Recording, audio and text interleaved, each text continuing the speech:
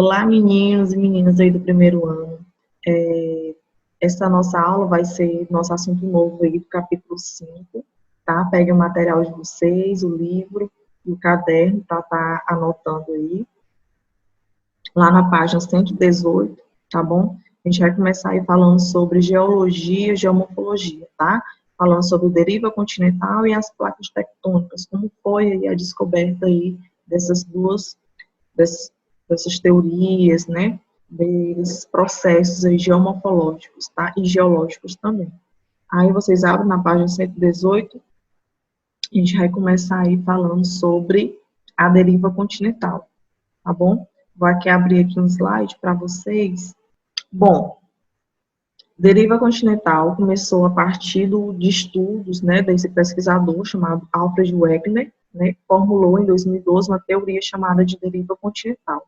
Como foi que ele começou a pensar nessa questão de deriva continental? Ele estava observando o mapa mundi e, ao observar o mapa, ele viu que as bordas, né, dos continentes, elas se pareciam com quebra-cabeça. Você pode observar, né, o mapa mundi, a gente pode ver, né, que parece um quebra-cabeça mesmo. Então, a partir daí, ele começou a pensar e dizer, poxa, então, será se algum momento, né, do tempo geológico, essas terras, elas eram juntas, eram unidas, ou melhor, eram uma só?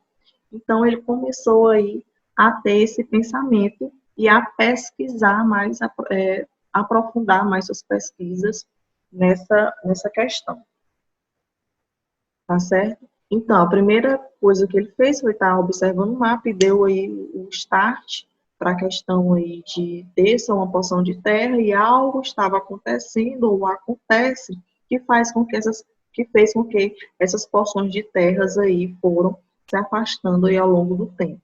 Então, quando ele começou a falar nisso, todo mundo achou que ele era louco, que não tinha embasamento e tal, mas ele foi estudar, foi pesquisar, através aí dos estudos da paleontologia, né, os fósseis tanto de plantas, né, de vegetais, como também de animais, né? E a partir da paleontologia, ele descobriu que existia um fóssil, ele encontrou, né, um fóssil aí do mesossauro, que era um animal ali da época, que existia tanto na África, como também aqui foi encontrado fósseis do mesossauro também aqui na América. Então, não tem como, se não tivesse, se essa porção de terra em algum momento não foi, foi juntado, né, estavam juntas, então não teria como, né, um animal de grande porte, como era o mesossauro, nadar o Oceano Atlântico e estar atravessando aí para poder encontrar fósseis dele nesses dois continentes.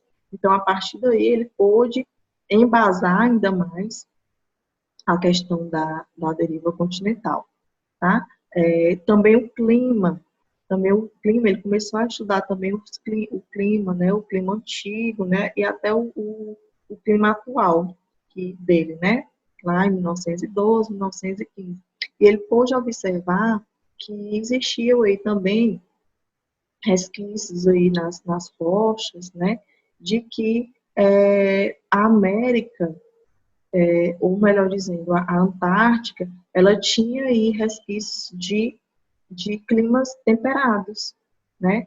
E hoje, com o afastamento, hoje é um tipo de clima polar. Então, a partir disso aí, ele começou a embasar, a enriquecer, né, ainda mais a sua teoria da deriva continental. Só que,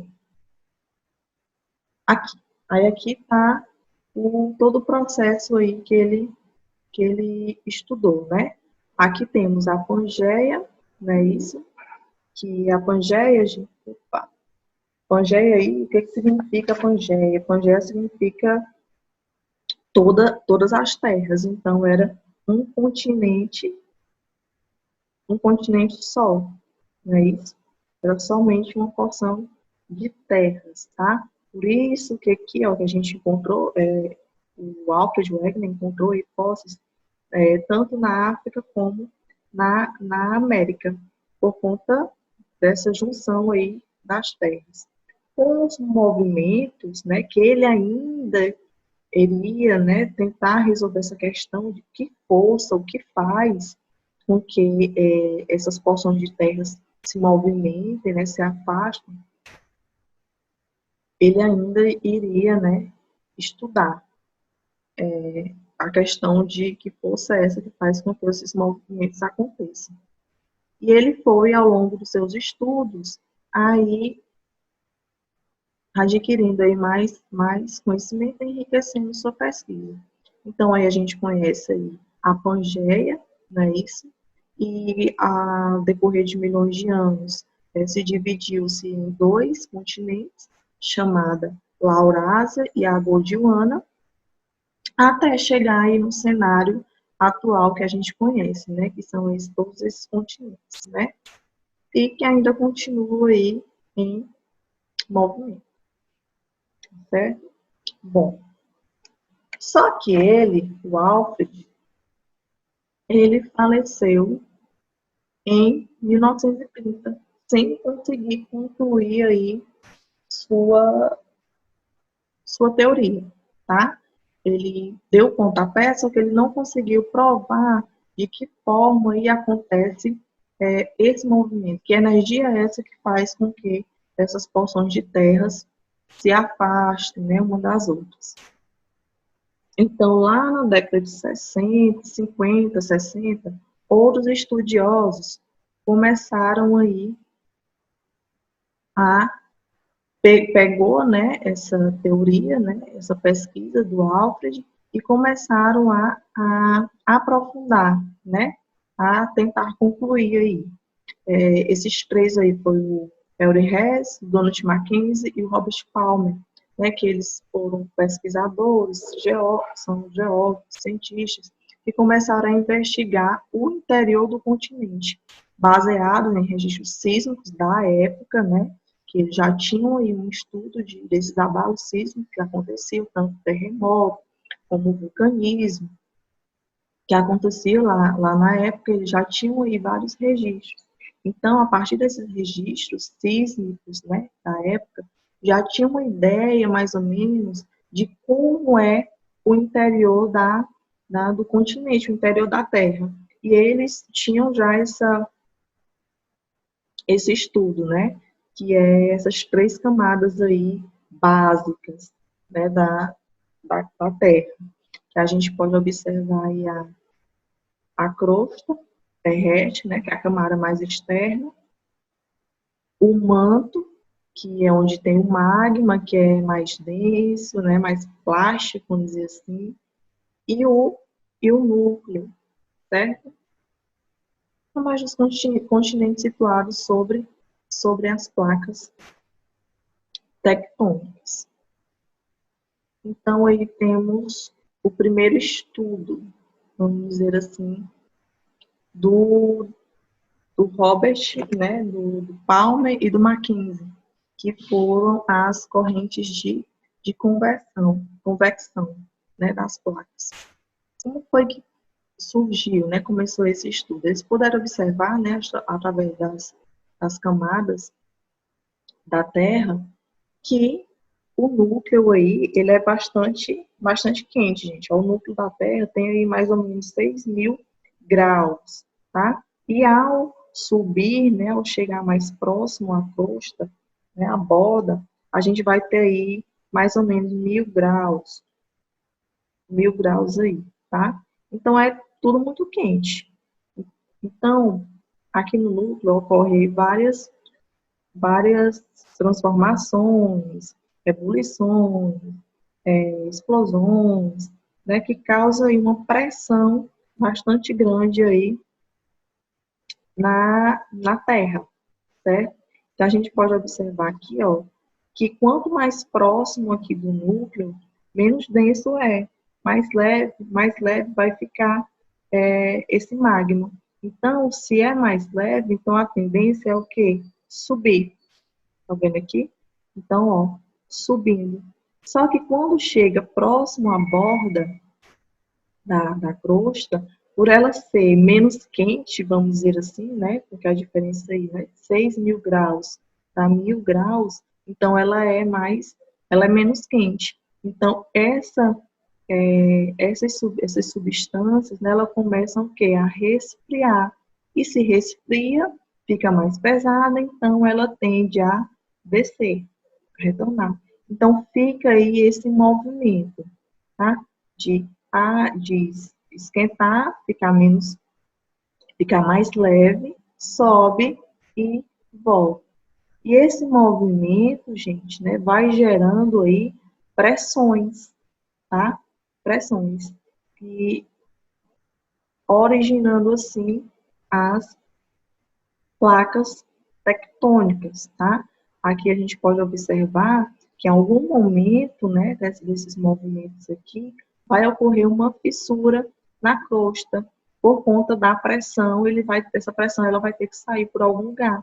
Então, ocorre aí uma fissura, e essas fissuras aí, essas falhas, são chamadas aí, dando origem aí às placas tectônicas, tá certo?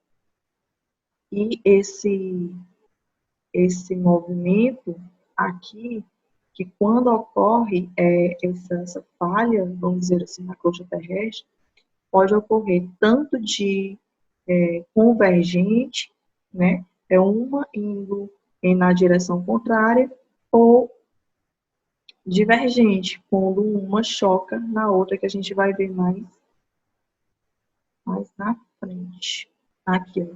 No livro de vocês também tem um mapa das áreas, né, de estabilidade, gerando as placas tectônicas, né, o mapa aí das placas tectônicas. A gente pode observar que existe aí várias, né? Pode observar aqui a placa sul-americana, a gente pode observar o Brasil está bem em cima de uma placa. E essas setinhas são os movimentos, né? Eles podem ser de choque, né, entre duas placas, como é o caso aqui da placa de Nazca e a placa sul-americana, dando origem aqui, ó, aos dobramentos modernos, que são as cordilheiras, aqui a Cordilheira dos Andes, ou o movimento aí divergente, tá? Que é a separação aí, o afastamento das placas tectônicas, podendo dar origem aí a vulcões, né? A questão do vulcanismo, certo? Existem várias outras. Todas essas áreas, né, de contato ou de afastamento, sempre vai ocorrer aí abalo sísmico, terremoto. Se for no assoalho oceânico, pode ocorrer um maremoto, dando origem a tsunamis. E essas áreas aqui, ó, de vários encontros aí de placas tectônicas, que são chamados aí o Círculo de Fogo aqui na Ásia, e esses locais onde ocorre muita instabilidade, né, sísmica, onde ocorre bastante terremoto, tem muitos vulcões aí ativos. Aqui, os principais movimentos aí, né, das placas tectônicas. E foi com esse movimento aí, o divergente, que embasou aí a teoria aí da tectônica de placas, né, daqueles cientistas, que foi o movimento divergente, que é a separação, né, a divergente. Eles, né, no caso, puderam observar o estudo do assoalho oceânico. Como assim?